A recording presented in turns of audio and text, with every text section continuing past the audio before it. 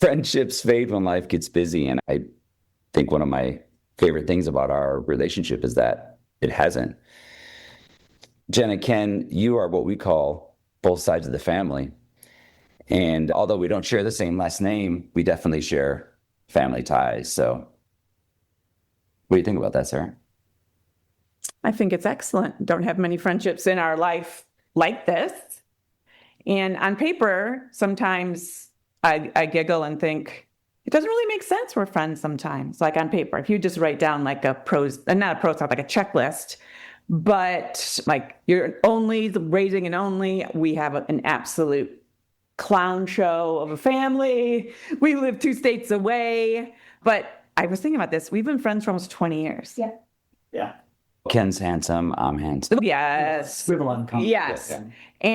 So this episode, the theme we really wanted to talk about, which will go through a lot of things, it's the family we choose. All hail the family we choose. Yes. And why you need them, how you build them, and the intention it takes to keep them. Life isn't a sprint, it's a marathon. And along the way, we all stumble, learn, and keep going. Welcome to Running Ahrens, a podcast about navigating marriage, parenting, business, faith, and all the unexpected detours that come along with it. We're Justin and Sarah Ahrens, partners in life, business, and raising 4 incredible kids. For over 30 years, we've been figuring things out as we go. Sometimes successfully, and sometimes, well, not so much. But that's the beauty of hindsight. We're here to share the lessons we've learned, the wins, the failures, and the moments that have shaped us. Through honest conversations, special guests, and maybe even a few stories from our kids, we'll explore what it really takes to grow, adapt, and move forward. So whether you're running a business, a household, or just running late, you're in the right place. Let's do this together. We're glad you're here. Welcome to Running Ahrens. Let's go back. What's your guys' memory of when we first met? Okay, so Justin and I were just talking about this on another podcast last week, but I feel the first time we met was at an AIGA leadership retreat. And for me, it was the first retreat I had been to. So for anyone that doesn't know what that is, a really intensive, long weekend with leaders in a design professional organization from around the country. Different small chapters come together to learn what they're going to push out to the local chapters from the national directives. And I was a little bit overwhelmed by the introvert in me was tired by the end of the weekend. It was the last session. There was a guy that was really brilliant named Clement Mock who was changing design, and he led a session. I think it was like the last session before I was going to get like on the bus and go back to the airport. And Justin was in it, and I got brave at the end of the session. And I was doing this thing where at the end of any kind of public talk we went to, I would try and be brave and ask a question. It was like a thing in my 20s to set myself up to talk.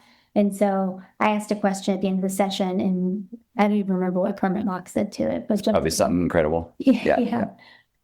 Justin came up to me and was like, hey, great question. And we exchanged information. Like we were going to stay in touch in Chicago and Cleveland. We're close enough. And I just remember thinking, that was so nice. And look, we sent an email, and then we found each other again a couple years later in Phoenix, maybe judging a design competition. Yeah.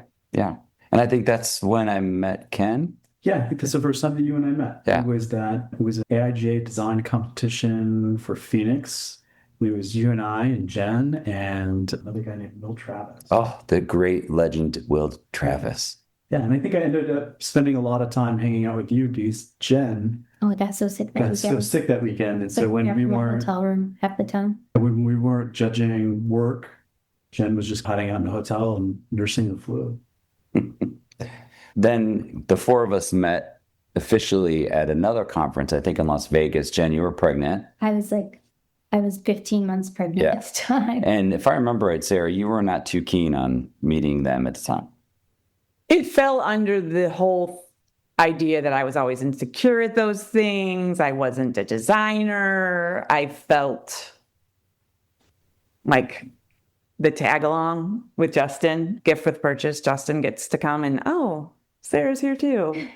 And I think we met for breakfast. Yeah. We did. Yeah. There's like a tunnel underneath two. Yeah. Okay. That was funny. And that was the very insecure days of my life of not feeling like I belonged with anything at Rule 29. I remember too, I talked you into it because I just felt that I connected with you all so well that I wanted Sarah to realize that there are also other couples that have worked together that are, I don't know, someone that we'd want to. Yeah, because some of the other couples I've met in this industry that shall not be named, I don't want to hang out with.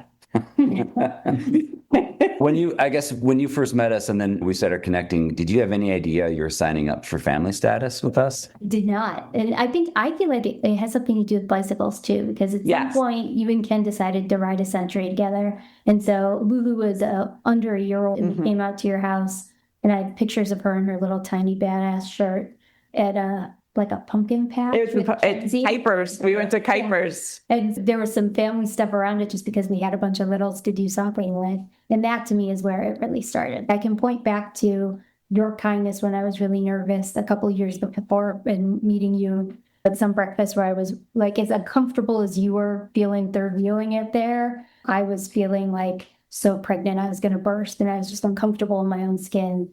But to me, once we had like a pack of insane littles together and we were all just winging it, trying to figure out how to exist as grown-ups in a whole new way, that's where it started to click. Yeah. I'll say too, I don't know if you know this, Ken, but you got me into cycling. I remember conversations where I think you had just had your knee replacement. Yeah. And you were looking for something to do that was going to help you feel like an athlete, but was not weight bearing. And I remember having a conversation about cycling. I think we were in the basement of my old house. We were. We were just talking about what it was and what it meant, and what you should look at. And wasn't that the Shire before it was Shire 2.0? Yeah, because it was built into a hillside, yeah. Yeah, and then long story short, I did not tell Sarah I was going to go buy a really nice bike. And I showed up at a summer camp with the bike attached to the back of my car. And she's like, how much was that? I'm like, we'll talk about it later. Yeah. I do remember that. Husband thing, yeah. Sounds like I was his day. Yeah. Never tell your wife that you're going to buy an expensive bicycle. Yeah. And if you had to describe the group, the both sides of the family group, to a stranger, what would you say? How would you do that? So I tell people the story that Lulu asked when she was little, because she called you guys aunt and uncle. And so she wanted to know which side of our family Uncle Justin and Aunt Sarah were on. And I just said both sides of the family. And that was the instant response because neither of us would take credit for the friendship. It was all of our friendship together. And so it's been like that. If she sees your kid as cousin, sees you guys as an aunt and uncle. And it's just been this kind of treat ever since then. I think as well, just for the listeners, we're on vacation together right now. Yes, we are. In one of our favorite places, South Haven. And the whole week, the kids could not wait to hang out with not only Lulu, your daughter, but you two as adults. So thank you for pouring into our kids because that is incredibly valuable, I think, to any community and family that is trying to do it right, whatever that means. So Sarah and I often talk about when we first met, we had so many things that, I don't know, were differences. Maybe, or different perspectives. Me and you? Oh, just the four of us. But we all had. I grew up really sheltered. I only knew people that thought the way I thought and lived the way I lived. And that's my small little world. And as Justin and I got married and my worldview and knowing people that thought a little differently than me or had a different upbringing, I wasn't really exposed to it. So it was always like, oh, this is really interesting. And yeah, it was just. Yeah, and I don't think there's a chasm there. But. Well, I'm not saying it's just the different, like I grew up with people that like were in my town. Like I never met someone who lived in the city and loved Cleveland. Like it's just the little things. And you guys were really into art and fantasy and you guys had your gnomes and your. It's a deep nerd night. Yeah, Does your audience know about that? I see it. I'm going to. I have not told the gnome story yet, but that will be coming up in a future episode, especially about people who make impact on you. Yeah, for me, I think one of the things that I appreciated is we've often talked about, not so much these days, but earlier and when we met, we would talk about things that we were on opposite sides of the fence on, but I never felt any tension or disrespect. And I bring that up now because it feels like it's almost like a lost art in today's community. I think for sure. Yeah. Did you guys ever have that reflection when we first connected as family, or? I think that about a lot of people in my life. I just think that there are a lot of people in your life that you love, in families that you're born into, or you might not have been friends with those people if you weren't like born into connections with them, but you love them for who they are, even if you're different from them now. It's interesting in friendships when you find people who might have really different backgrounds than you, and then there's something about what you have in common that's worth so much more than anything you had different. Yeah, I think I'm just always looking to be inspired by the people in my life. And I look for people that I have something in common with, but also challenge me. And so I think that, I guess when I reflect on it, I don't ever feel like there were things that we would talk about that maybe we wouldn't see eye to eye on, but I was always curious about what that different perspective was. Yeah. And having people in my life like, okay, I really love and respect this person. So that might not be how I'm seeing it. So there might be something I'm missing, or maybe there's something though that I didn't factor into the way that I was analyzing this or thinking about this. And I would see that those conversations are really valuable, but I might seek those out a little bit. So. I love it. Here, since I love stats, I got one for you. You ready? 20% of adults in the US are only children. Research says that they often form deep, lasting friendships that function like chosen family. There you go. Interesting. And you're both only children. We are, and we have an only. And you have an only. And what do you remember about the early days of your relationship? Like, how did that start? The two of us? Yeah. We worked together. Well, I thought Ken was cute in a class that I was a grad student, like that, a student helper, teaching assistant on. So I met her. Jen was the graduate teaching assistant in my GD2 class, which is a junior level class at Kent State. And occasionally my colleagues would elbow me and say, the graduate student is checking you out again. I did not believe it. But I think it took us a while to start dating. Maybe a year before. Yeah. We didn't start dating until you were in grad school too. And then we were in a class that was like a design studio together. And I think we really enjoyed working with each other, and that got us talking more. And it was a long path to both of us being single at the same time after that, but that's how we got together. But I think what always worked for Ken and I, besides the fact that I thought he was cute when he was in class earlier, was how much we talked. And I wonder, I don't know if that's a only child thing or just the people you connect with the most. But I think the first time we ever talked on the phone, we talked for 2 hours, which sounds insane in the current world where nobody talks on the phone at all. Yeah, kids don't talk on the phone. Adults don't talk on the phone. I don't very often. Would be of you. Yeah. And do you think being onlys, like just having that commonality, was a helpful?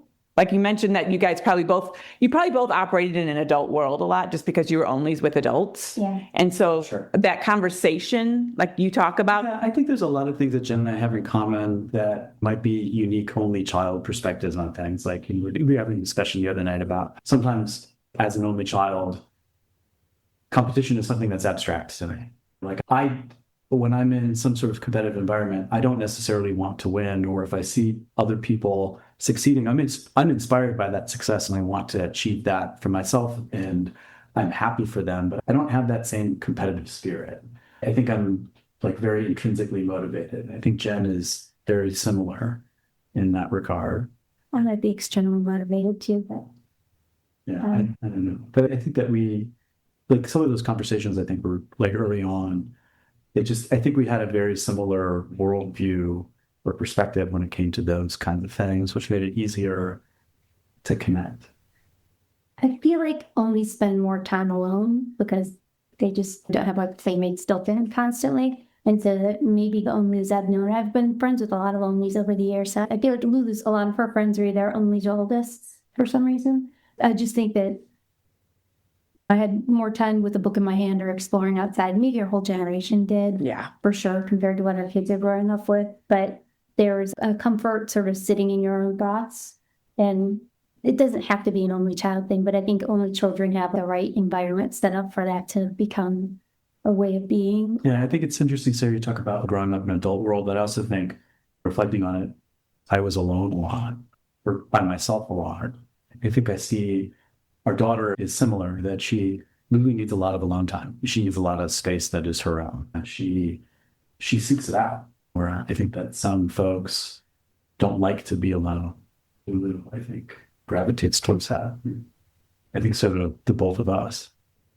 Yeah, we talk about, I don't know that you can put a marker on this is what people with siblings do, or even the birth order stuff that I read about. Sometimes I don't know if I buy into it all. And then I always like in those only child are like the weirdo. So I love your statistic because 20% is a pretty big chunk of the population. So I don't know, it's just what I always grew knowing about. But I do think you need more people time than I do. Sometimes I need, or you like crowds of people time.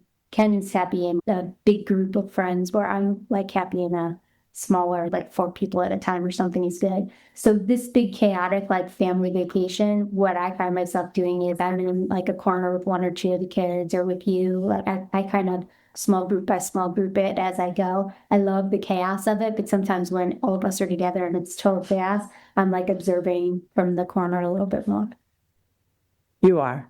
Yeah. And then my children force you into situations you don't inherently wouldn't be your first choice of safety or cleanliness. That reminds me, I remember when we were in Bay at your house, I think it was to celebrate my birthday. And Quinn is very physical and touchy, and he just loves Ken. And I remember Quinn was trying to hold Ken's hand. He did not give Ken a choice. He just held Ken's hand, and you could see Ken, we were behind, like tighten up. Oh. Plus Quinn's hand was so slimy. Maybe. And it was Brett's. Yes. I love it. Yeah, he just forced that on you. And Justin was like, oh, we should try to, and I was like, this is just how this world operates. I was Quinn's roller coaster, not my favorite as much as they're Ken's favorite. And when we all went to Cedar Point, I think it was that trip, but maybe it was a different one. And Quinn was like not sure about roller coasters. The Iron Dragon was like a low entry level one. I was like, me and buddy, you got this. He held my hand the entire roller coaster ride. Yeah. And it was sticky. Yeah. And he was taller than you at that point. Yeah, for sure. You might have been born taller than me. I think a lot of your history when I first met you is you guys had your own studio, and couples who align their careers together report 40% higher life satisfaction. So you two started a successful design studio, and then you closed it to teach full time.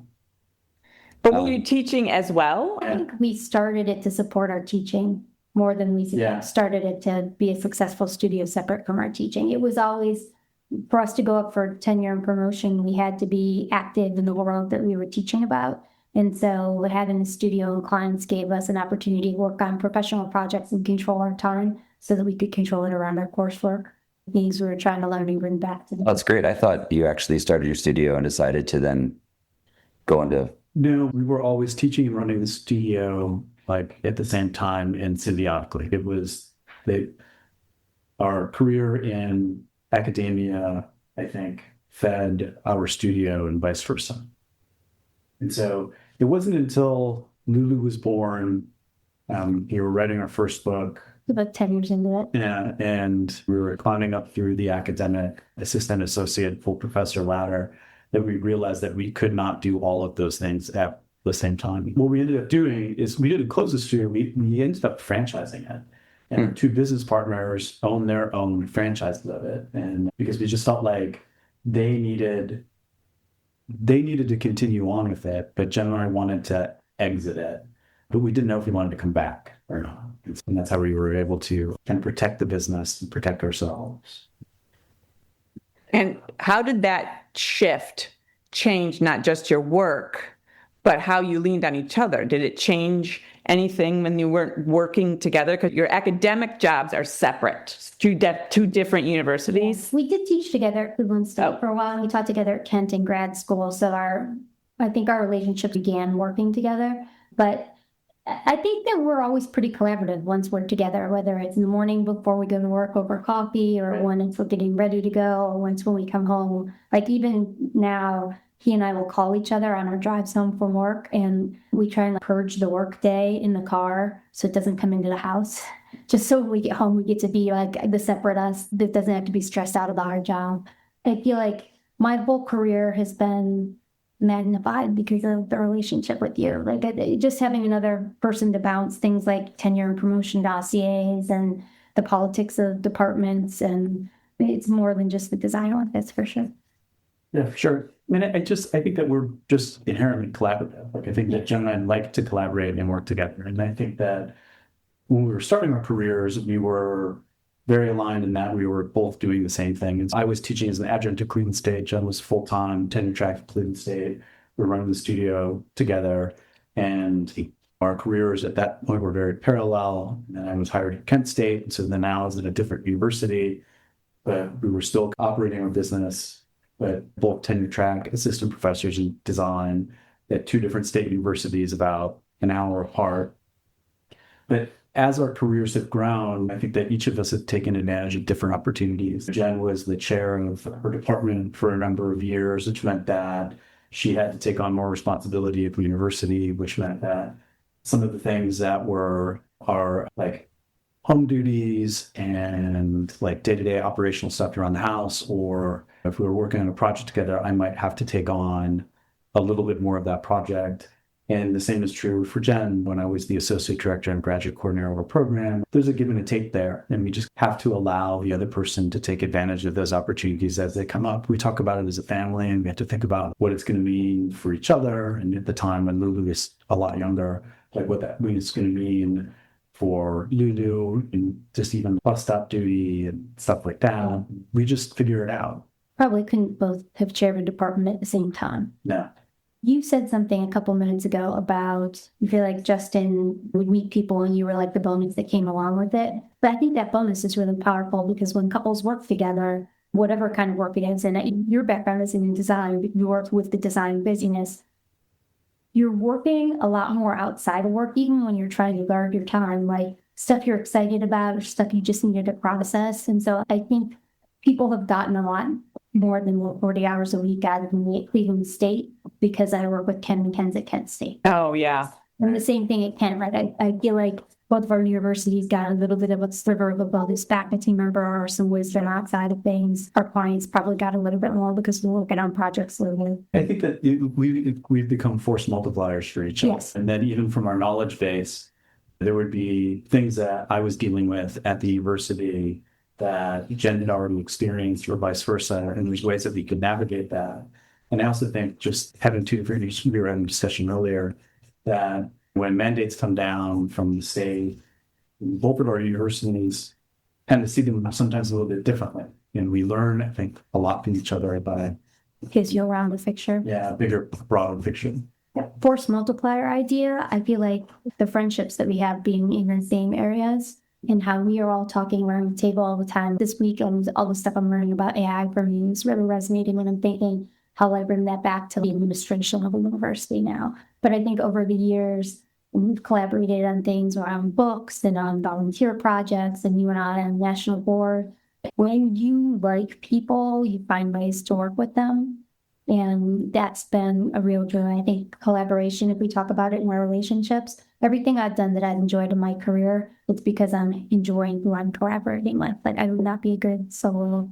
But I'm also going to say, we're talking a lot about work, but I feel like one of the things I've loved about our friendship is that you guys are our pro-parent mentors. Yep, your parent force multiplier. Our youngest is the same age as our daughter. And so one of the things that I find a lot of value in our relationship is that with your family, you guys have seen it all. And so we talk about it and we discuss it and we share. And then it helped Jen and I have a preview of what's coming our way. And that is really important, I think, to the two of us as parents, because as only children, we don't have brothers and sisters that also have kids to bounce these ideas off of. I think too, as being kind of career oriented, we became parents a little bit later than some folks in our community. And we didn't have a lot of role models in that regard. And I also think that in design circles, which a lot of our friends are designers, or at least they used to be, designers don't have a lot of kids, I feel like. There are a lot of designers don't have choosing out their families. And we just didn't have a lot of people in our world that were family oriented that way. We definitely have cousins that we're tight with and families we've raised, Lulu, like that we're related to, but you guys are a little bit ahead of us with the older Kenzie's. How many years older is Katie? She's probably 5. She's 6 years older than Lulu and Okay. 5.5, 6, somewhere around there. So, But the four of us are, just for the listeners, the four of us are about the same age. yes. I'm the old man. I mean, you look like the I think, Jen, you two, Ken and I are 2 weeks apart. class of 91. I'm 90, so I am. Oh, you I am are. the elder statesman. I'm the elder statesman. Yeah. Yeah, we spent the 40th birthday surprise Right, in that's right. Toronto. That was a great experience. Let's talk about Lulu. So, children of only parents are 2.5 times more likely to be onlys themselves, but research shows they thrive as much as kids with siblings. So, I've never asked you this question. Was having just one child, was that by choice? Yes. Was it always the choice? That was the choice, but I know because your pregnancy was very hard. It was, but it took me a long time to get into one child, and that's all I could ever wrap my mind around. And the pregnancy was unpleasant, and then she arrived a month early, and that was all very dramatic. And I don't think it would have been safe for me to have a second child, but I just never,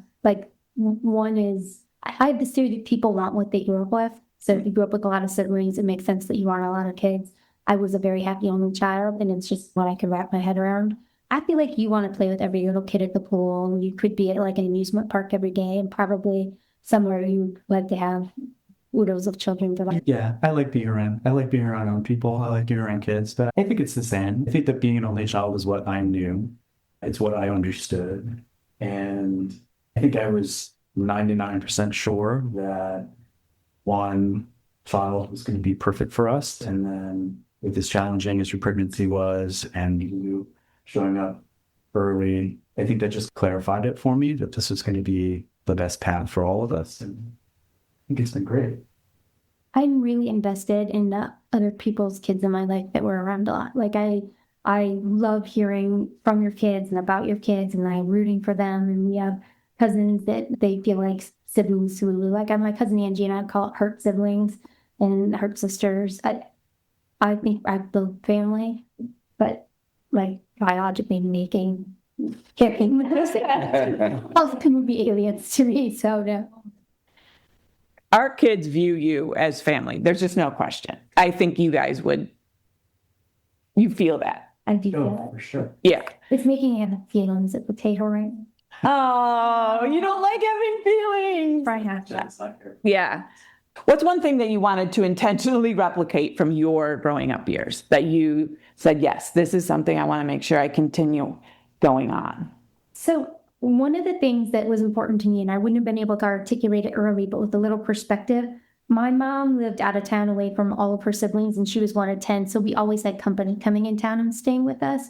And they hosted parties a lot. And even if I was the only kid at the party, I got to have like my own little plate appetizers to take up to my room and stuff. So hosting has become very important to me. And I think it's one of the reasons like we are a good group on this trip right now, because it's part of an effort to make friendships that you want like the food that people like, you want to set up scenarios that people are having fun at, and you want to have multiple points of contact where you replicate that again and again. And I think that's something they learned from home parents, even though they didn't have a lot of money to host, but everybody just came over, and I try to replicate that for Lulu, build the house for her.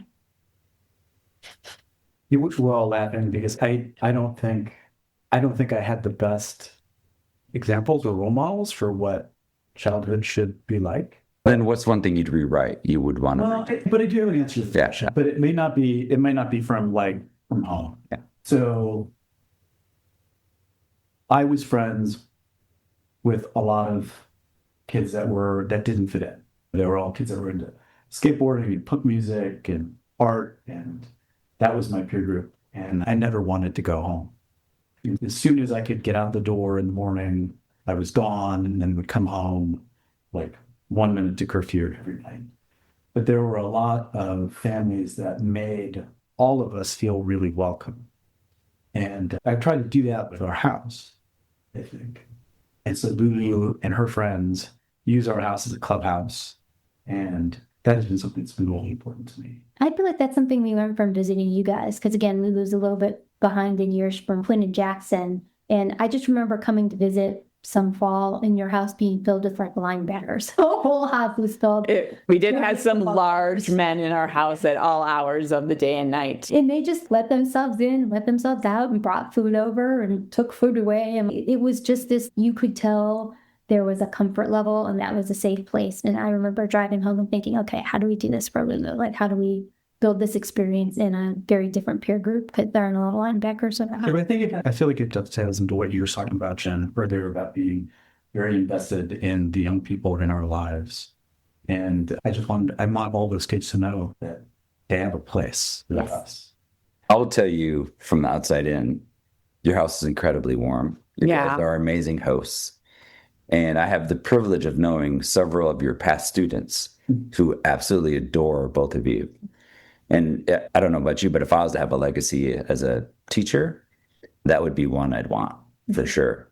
So tell me a moment, because sometimes Sarah and I will look around. In fact, one of the moments I remember is during COVID, and we had all kids in our house. A bat got into our house. And it felt like there was 8, 9, 10 people at our house. And we ended up, it was just like the circus of hilarity trying to capture this bat and getting rid of it. And we're all down in the living room. And I remember sometime around that, I looked at Sarah, I was like, this is what I want my family to be. This is great. Can you remember a moment where you were with Lou or something? You're like, you looked around, you're like, this is what I hoped. I feel like this trip and these kinds of experiences, I don't think we've had an adventure with you guys that didn't feel like that. And that's probably why we keep choosing to have them again and again. Ken and I had a real hard time when we went away to school and our house didn't have the sound of kids. Sound. See, it's getting It's okay. You can have feelings. I'll just leave that to come back and visit now. But yeah, I think I like the quietness of only, but I like to surround myself with the kind of loudness of the constant chaos and the people in our lives. All these kids have been pretty wonderful from the ones we started teaching. So I think that one of the things I loved about Room Shelter, and again, I think it's one of the things I love about the relationship we have with you guys, is that they become immersive, right? It's that when you have friends at home and they come over and things like that, they eventually go home. But because we plan these trips and we intentionally spend all this time, it's immersive. We see each other first thing in the morning. We're together all day. We're together all night until like we crash out at 11:30 or midnight and go to bed. And I think those experiences have become really valuable to Lulu as she's been growing up. But she has those same kind of experiences when we go visit family in Cincinnati. And it just becomes this kind of... they're deeper relationships. Because of it. Even though we may not see each other, like we see each other for a few days out of the course of the year, but when we're together. Yes. Not distracted by it. And I think, especially when we have a destination connected to it, like the trip they were all just to Orlando, I think was Lulu's favorite childhood vacation. I did ask her this morning, by the way, as it's testing sound, what was the favorite both sides trip? And she goes, oh, Orlando for sure. Yeah. And I think that they had more fun running around the hotel, or as much fun running around the hotel as they did the parks that we were at. Or the night that Jen was not so comfortable with. But we're like, yes, kids, go to the park. Kenzie, just take the rent-a-car and drive home to the park. And you guys can just go there tonight. And Jen was like, oh, okay. The safety Jen comes out sometimes. And I think that those moments have been great. But she had a lot of like big kid moments that were stretches for us in parenting with your kids because your kids are older and level up. And I think that those kinds of experiences made Lou the kind of kid that wanted to level up. And I'm thinking about like in that Orlando trip, I think at some point they were having laundry basket race in the hallways when we were out to dinner and stuff. These are things only children can't do by themselves. This is true. I think she played kick the can for the first time, like out in the neighborhood in the dark in your neighborhood. Yeah. And that to her was the most amazing thing. It was before, like the neighborhood we were in just wasn't a run around in the dark at night group. And you guys had the right amount of kids on a cul-de-sac or something. Generally, our amount of kids can create the right amount. Yes. And I think that getting them out of their own environments and into those kinds of experiences, I think is really important. Because I think that we're when we are in our own environments, we are with our own, like in our own space and with our own stuff, it's easy to get distracted. And I think that these immersive experiences that the kids have had together has been really valuable. One of the things I love about our friendship, and we've talked a little bit about, actually, we've talked a lot about it, is the intention. But it's not, oh, I have to go out with these guys. It's we want to. We make plans well in advance. We book the calendars. We make trips to each other's homes, and we share each other's lives. Like, my kids would never be excited generally at home to go to a museum or anything. But when we go to Cleveland and you bring them we go to the art museum, we go to different places, and they are all in because they love you and they want to know about your life and what you guys do.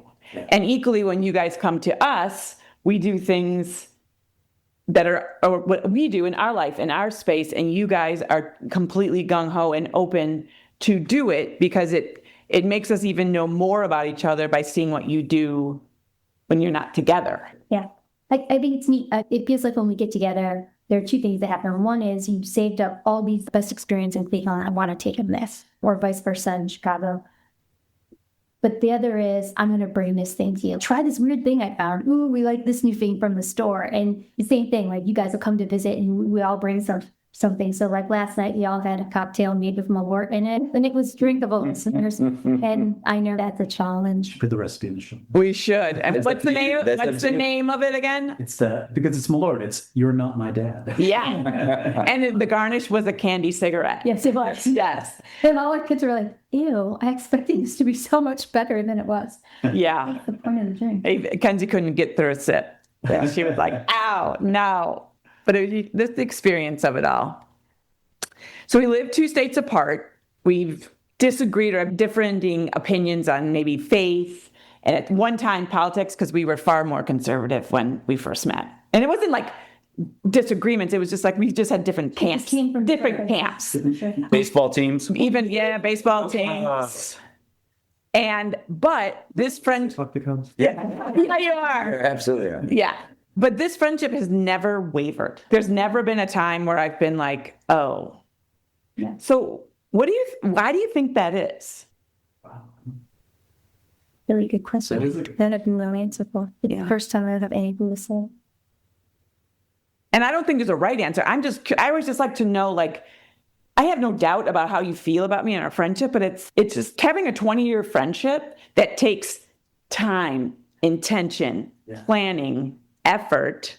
It's also, I have found it's very difficult to make meaningful friendships and relationships as an adult. You two, I think, are the first friends that I've made as an adult. I have other friends that I've made subsequently, but we did not grow up in the same hometown, the same university. We didn't go to the same schools. Like we just became friends because we wanted to be friends. There was nothing there other than, I just like this person. I like these people. I want to know more. And I want to make myself open and vulnerable to a friendship there, which I think is... It's magic. Yeah, it's great. Remember I'm sure you do, how helpful it was for us during COVID. We would have our virtual happy hours. Yes. And the kids were talking about those were every week. And I was like, no, they weren't every week. But that was a stakehold of survival for me through those times. Same. And it's not as though we were sitting there laughing and being joyful. We were in the shit of COVID together. Now, I remember there's several times we were trying to pull Ken out of DJ Panda. I was thinking it wasn't like we had laugh and fun and games and they were like moments of levity. Yeah. Remember being realistic about where Is that what you call it? I was listening to This Week in Virology and deep diving in academic papers and feeling like, okay. It's fun, Ken. Yeah. Yeah, you were great. Yeah. But it was like something we could hold on to as something really fun or something important, meaningful, worth investing the time in because... And I think we were among each other's first trips, like when you started traveling again. Yeah, because you were there that fall. You came out to our house that fall. Yeah. And it was just one of those things that we needed. And we would have we would have real cocktails, but share them virtually and just talk about that we were feeling sad or we were feeling upset or scared or frustrated or mad or all the things. It was beautiful too, because I think there are these weird silver linings of the pandemic, but that was one of those things where even now we'll occasionally still do like a Zoom happy. There's no reason to have to do Zoom happy hour anymore, but Except that we live 2 states away. yeah, I'd always rather be together in person, but every now and then it's just nice to see your faces. So. Yes. And we always like to download all the things that are happening in our lives. Yeah. I think that's also one of the great things about our relationship is that in some ways the 2 states away and not being in each other's day-to-day life, when we see each other, we have a lot to talk about and we have a lot to unpack, whether it's what's going on with our parents, what's going on with our kids, or what's going on in our careers. And we have these really deep, thoughtful, meaningful conversations that aren't just like surface level. Because we have the time when we're together for these days. And we talk about it. And I think that has added to the depth of our friendship. One of the things that I think is a little piece of magic in our friendship too is there's a both sides of the family text chain. 4 of us text separately too. All the kids are on it. And so I feel like I learned, and Justin, I'm going to give you credit for this one. I think you were good, maybe lead generator, maybe some of your workforce world came into how that you keep in contact with people, but it's become this really organic, funny thing. And now they're all old enough that it's their jokes are fun, on bad puns. We harass each other on birthdays. Yeah. It's just this wonderful, joyful, bit of silliness, but that it reminds that person, hey, these people are out there and they love me. And I think that Zoom calls even don't happen that often. Phone calls happen even less. Or vacations are once every 6 months or maybe once every year sometimes we see each other. And different kids have different commitments, so they're not all always at everything. The text chain is one of the things that holds it together, and it's really important. I think you said something earlier that I just want to really double down on. When I look at my year when projects come across my desk or I'm thinking about ideas, I often think about how I can incorporate you all. And Ken, since you're more in the classroom these days than Jen is, it tends to fall on you and I. But I think that's what you do when you want to be around the good people you love. Well, But before we end or wrap up, I have this is going to maybe make you have feels. Yeah. I know. Maybe our listeners know I lost my older brother 13 years ago. And we were friends then, but we weren't the same. We weren't quite as tight yet. We hadn't quite started the intentionality. We had seen each other. And I don't think we even had each other's phone numbers at that. Maybe we did, but texting also wasn't. You sent me a message on Facebook that was fabulous. But it was so you, and I'm going to read it just because it's great. It was sent June 13th, 2012. Random girlfriend message. Finally gave in and ordered some bathing suits from Athleta. Okay, $500 worth of bathing suits. In a desperate attempt to defy gravity and have something I could play with the kid in. They all fit, every single one. I still sent most of them back, but that never happens with me bathing suit shopping ever. All sporty stuff, made for triathlons. And no, I'm not going there, but make me feel kick-ass to wear a suit to the pool that gives the illusion that I might. You should check it out. And bonus, I may have found the answer to the perfect mascara. Clinique Lash Power, long wear, doesn't clump, stays on till I take it off. But no, I'm not bold enough to have tried it at the pool if you're connecting these threads. I think I have been on a mascara odyssey since junior high. This is all for my random girlfriend message. It may actually be all my girliness spilled out into one email. That's it. Except that all women, regardless of skin tone, look good with MAC Twig lipstick. Take it to the bank, sister. Okay, I really have no more. This all might be girlier than I've ever been in one fell swoop. At least at any time in my 30s, I'm going to belch or something. Hope you are smiling. Love, Jen. And it was just like you were telling me you were thinking about me without saying I'm really sad for you. And I knew that. And you didn't mention my brother in one thing, and I knew exactly why you were reaching out. And I just wanted to tell you that I love you for things like that, and I don't ever want you to change.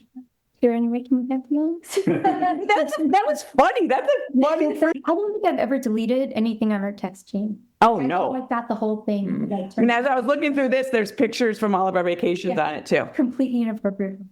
Yeah. But so that just sums up. I feel like we can be real and authentic. Yep. And not have to apologize, make fun of each other for our little things, but also completely celebrate and lift each other up in the successes and hold each other up in the low times, in the valleys. Yep. all right, I have 2 questions left for us.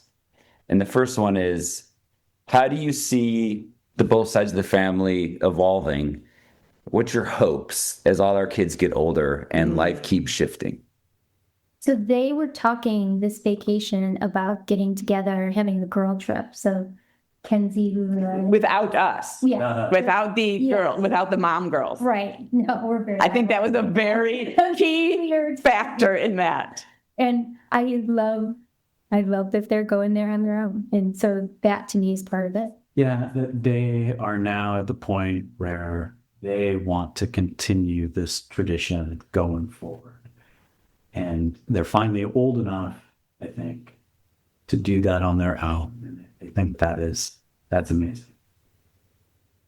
Because you've experienced it before. If you were breaking bread at our house, one of the things we love to do is to share one thing that you're grateful for. But when it's a birthday, we also say one thing you're grateful for, and in particular, grateful for that person. So what I'd like to throw out to the table, Oh, includes you and I too, I know. say, I'd like to know one thing you're grateful for about this friendship and one great memory. Oh, how do you put one? This friendship has been, I've grown. I have grown mentally. I've grown physically, meaning like we've challenged each other we did CrossFit together, we've run together, on vacations, we exercise, which I just think is fun. And I just love that we're all still hold out together. You've taught me much. You guys are so damn smart. Sometimes I walk away and I'm like, I am dumb. So I just love that we're constantly pushing each other and making each other better all the time, but also that the intention, and it's just so much fun. And what I think some of my favorite, I know they don't include the kids, is our designer prom trips to New York, which we didn't talk about, but those were just so much fun. Yeah. And not that so much that I miss them and want designer prom to come back, but I do want New York trips to come back. Yeah, I would like the adult vacation kids, so it's pretty great. I think that that trip that we took to Toronto for. Oh, that was great too. Like we've been talking a lot about the trips we've done with our kids and things like that, but then there have also been a lot of weekends where we've gone to New York, we went to Toronto, or we would come visit you, or you guys would just come visit us and be without the kids. And those were also really great experiences that I'm really thankful for. I think that one of the things that I'm thankful for, and again, I think this kind of connects to the question that Justin asked me earlier about what kind of traditions was I trying to carry forward from my own upbringing, is that I'm just thankful for the stability. Because stability is not something that I really have a lot of. And so I think that for me, having stable relationships and having stable friendships is just something that I place a lot of value on. It is nice to see other people investing in you. And you can do all the investing you want, but when you see it reflected back, it's just such a joy. So I will pick up the joy when we drove in. You guys got here before us this weekend. When we drove in on Friday, you were all standing along the balcony and yelling. And they're like hands in the air, like terrible towel style. I mean, wave them like you just don't care. Yeah. I think we might have already had cocktails in our hand. It was just for us there. Yeah. So No, I meant they were for you, but yeah, we were celebrating. that kind of like exuberant reception, I might be a little more like indoor cat in my expression of love sometimes, and I really appreciate the heck out of that. I always feel well loved. And Lulu will talk about how Uncle Justin gives her hugs that lift her up off her feet. I will say that, so Lulu's first year of college was this year, and there was a guy on the team, Nico Martinelli, who was just wonderful, one of the senior guys. And he really took the lead in setting the tone and culture of how those kids would celebrate and support each other. And when she was telling me about Nico, and I said, tell me who some of these kids are. What are they like? She said, oh, he's like Uncle Justin. He really holds it all together. Oh. And sometimes when she's like running and having trouble controlling her breathing, but Aunt Sarah taught me best. And I know that like she talks about you guys all the time. And so thank you for getting my child like bonus parents she can count on. Since I asked the question, I'm going last. I can do a little bit more than that. So that's great. I would say for me personally, Ken, the bike rides we've done together and when we went across country and you joined in on that. And then our first break for Wheels for Water was at your house. It was just so perfect. It was delightful. One of my favorite memories of you in particular is we were at your old house. And this just sums up you to me is you heard the boys talking about bugs and that sort of thing, and you made a bug box. Do you remember that? Bug jar. Bug jar for yeah. Quinn. And he thought that you might as well have just invented a lightsaber. That was like the coolest thing ever. Thank you for that. I just love that part. And Jen, there are so many things. I won't even look at you because then I'll start weeping. There's so many things I'm grateful for you, primarily professionally. There are times where you and I were in really interesting conversations that I had a comrade that I could go to and then be like, what do you think about this? What do you think? And we had, even if we had different perspectives, I just love how we always hear each other and are trying to do the right thing. And so I just really admire that about you and everything you do. And for you, I think this is going to sound like we're making fun of you, but the safety Jen as a verb or all forms of it is just part of our lexicon. It's just hilarious. Like when we came here early to film the house, and that there's a tram for our listeners. We're at this beach house and you have to take a tram down to the beach. And the first thing all the kids said, oh, safety Jen. She's going to have a hard time with that. But you wrote it. High five. Yeah. But my point is, like, that's how much you're interwound into our family. And so I look at our relationship as just an incredible gift and one of the highlights of my life. So thank you for being on the show and for trusting us with this, because maybe it wasn't your favorite thing to do. I'm not that out there. But see, we just said it was going to be a conversation. Yeah. All right. So this is our bonus round. It's just one word. So one word to describe your marriage right now. One thing you hope Lulu carries forward that you have started in your family. One word? No, one thing. One thing. Friends that are like family. I'm keeping it home. Jen and Ken, thank you so much for being our both sides of the family. Thank you. This is the family you choose. And for our listeners, this is a reminder to text your chosen family. The people who've seen you at your best and worst and keep showing up anyways. Those are the ones who matter most. Thanks, y'all, for being on the show. Thank you. Love you guys. That wasn't so hard. Daydream. Thanks so much for joining us on this episode of Running Ahrens. We truly love having these conversations and sharing them with all of you. If something resonated with you today, we'd be so grateful if you'd rate and review the show. It helps more people find us. And if you know someone who'd connect with this episode, send it their way. You never know who might just need to hear it. We'd also love to hear from you, your feedback, your stories, or even topics you'd like us to tackle next. You can connect with us on our personal socials, the show's Facebook page, or through the website, runningahrens.today. And links are always in the show notes. Until next time, keep showing up, stay kind, and remember, Life's a long run, and the best way forward is together.